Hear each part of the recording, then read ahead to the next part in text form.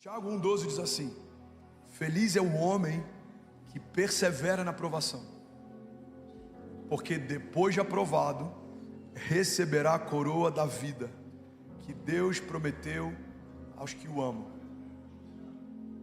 Igreja, olha para mim, pega isso aqui. Feliz é o homem que persevera na provação. Todos enfrentamos provações. O que define a nossa história não é se a gente vai enfrentar provações ou não. Todos enfrentamos. O que define o nosso destino profético é como enfrentamos as provações.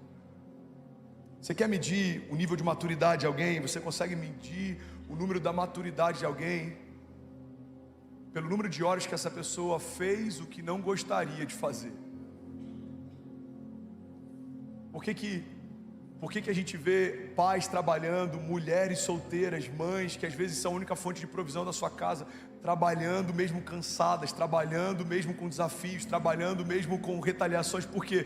Porque eu preciso alimentar os meus filhos, porque eu preciso levar provisão para minha casa, porque eu preciso permanecer de pé, porque eu sou a segurança deles, porque eles precisam de mim. Irmão, esse nível de consciência faz com que a gente suporte provações. A visão, pega isso aqui em nome de Jesus, a visão é o que traz propósito à sua dor. Quando você tem uma visão clara, você suporta, Ari, a pressão de forma mais leve, porque eu sei por que eu faço o que eu faço. Hoje, por exemplo, eu tive uma crise de sinusite absurda, eu pregaria no primeiro culto, não consegui vir. Então eu tomei medicamento, eu descansei um pouco, eu tomei energético, quer dizer, até fez um stories, nem sei se ela postou, eu tomando medicamento com energético. Ela falou: amor, você está tomando medicamento com energético? Eu falei: amor, na vida tudo é equilíbrio. Medicamento me abate, o energético me eleva, tá tudo certo. Agora, eu preferia descansar hoje? Talvez. Na verdade não, mas talvez. Mas o Senhor me chamou para liderar um movimento, um avivamento, uma igreja. Então eu preciso fazer o que o Senhor me chamou para fazer, se eu quero viver o que o Senhor me propôs para viver. Porque meninos fazem o que querem fazer, homens fazem o que tem que fazer. Alguém está comigo aqui? Diga amém. Aleluia. Gálatas 6,9 diz assim: e não nos cansemos de fazer o bem, pois no tempo certo colheremos, se não desanimarmos. Irmão, olha para mim, pega isso aqui em nome de Jesus.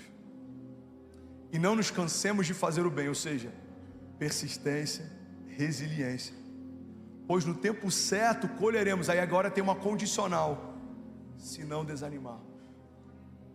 O que a Bíblia está ensinando para a gente aqui: é possível você começar bem e não terminar bem porque desistiu no meio do caminho.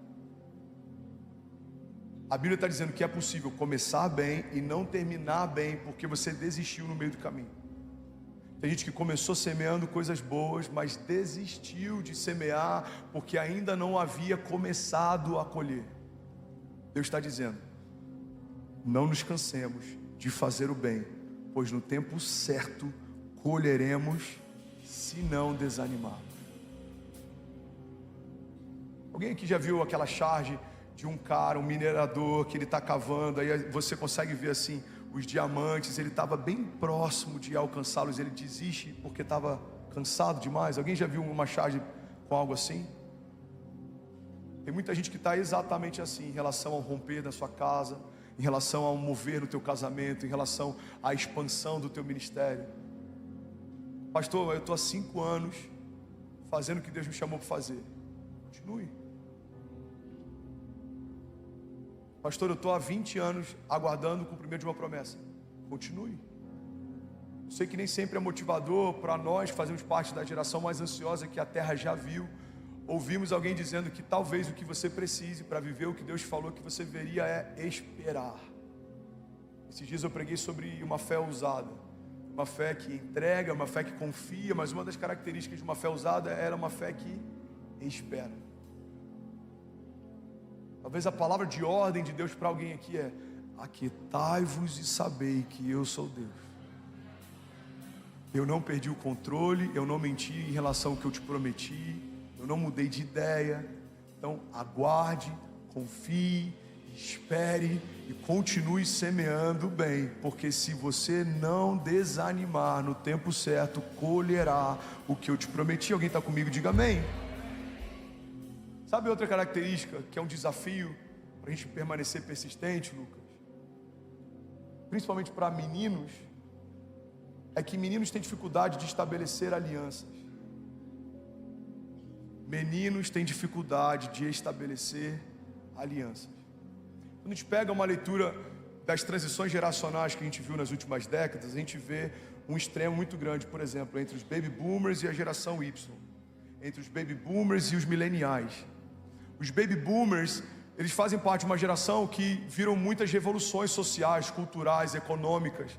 Então eles viram guerras como a Guerra do Vietnã, eles viram o Muro de Berlim ser construído, ser destruído, eles viram Fidel Castro assumir uma revolução em Cuba, depois destruir completamente Cuba por conta do socialismo e do projeto comunista. Eles viram muitas coisas acontecendo ao longo da história. Então o que os baby boomers eles fizeram? Eles se tornaram conservadores e completamente estáveis.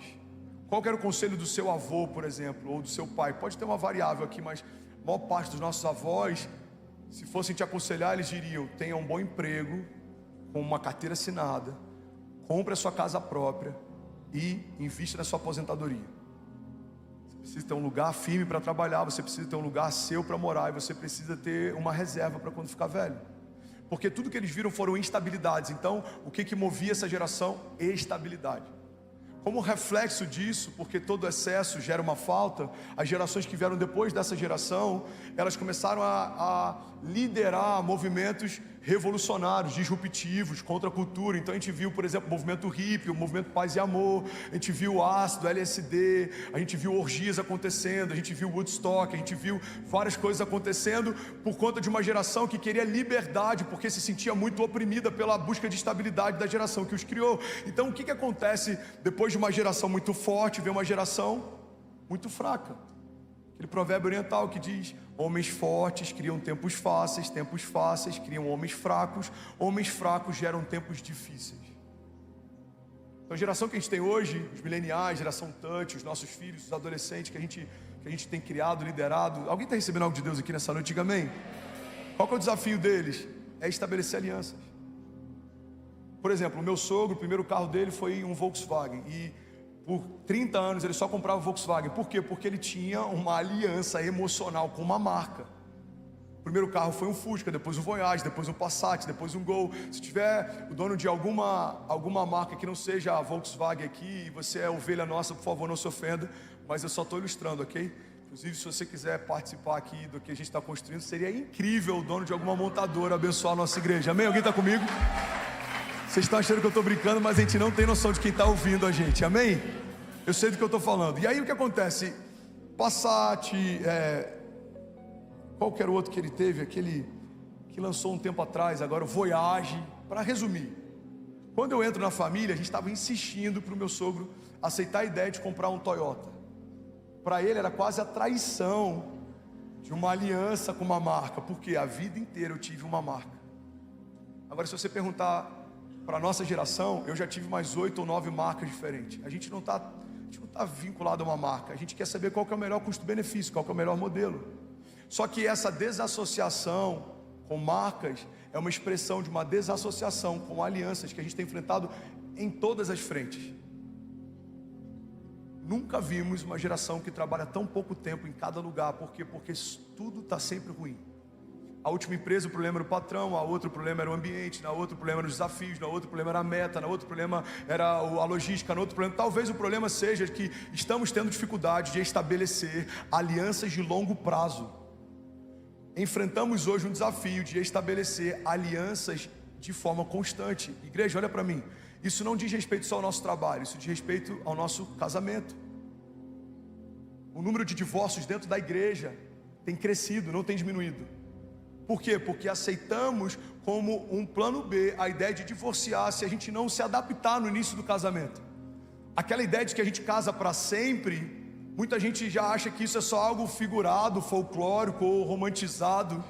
Se der errado, eu separo. Se eu não gostar da repreensão do pastor, eu mudo de igreja. Se eu não gostar de 3 pregações seguidas, eu saio dessa comunidade. Se eu não me adaptar muito bem ao meu novo chefe, eu mudo de emprego. Mas precisamos entender que isso pode ser uma expressão de imaturidade, porque meninos têm dificuldade de estabelecer aliança. Não dá para ser persistente se você não for maduro, e se você for maduro, você precisa aprender a estabelecer alianças. Qual que é a diferença entre uma aliança e uma conveniência? Aliança significa estamos juntos independente das circunstâncias. Conveniência significa estamos juntos até o dia que eu discordar de você. Uma conveniência significa a gente está junto enquanto a gente concorda. Uma aliança significa a gente está junto independente do que acontecer. Alguém está comigo aqui? Diga amém. Essa é a diferença fundamental entre aliança e conveniência. Porque só existe lealdade na discordância. Você não precisa, você que é voluntário aqui, guarda isso. Você não precisa ser leal ao seu pastor quando você concorda com ele. Mas você vai precisar ser leal ao seu pastor quando você discorda dele. A lealdade só existe na discordância. Você não precisa ser leal com a sua esposa quando você concorda com ela. Mas você vai precisar ser leal a ela quando você discorda dela. E é por isso que meninos não conseguem estabelecer alianças. Por quê? Porque meninos fazem o que querem fazer. Homens fazem o que precisam fazer. Alguém está comigo aqui ainda? Diga amém. Tudo bom? Você acabou de assistir uma mensagem aqui do nosso canal. Eu tenho certeza que ela te edificou e que ela vai gerar algo novo em você. E a gente separou mais 2 vídeos. Eu quero deixar essas indicações aqui para você continuar queimando com Jesus. E eu quero muito te fazer um pedido também. Se essa mensagem te edificou, comenta aqui embaixo, segue o canal, me ajuda a compartilhar para que mais pessoas sejam tocadas também. Deus te abençoe.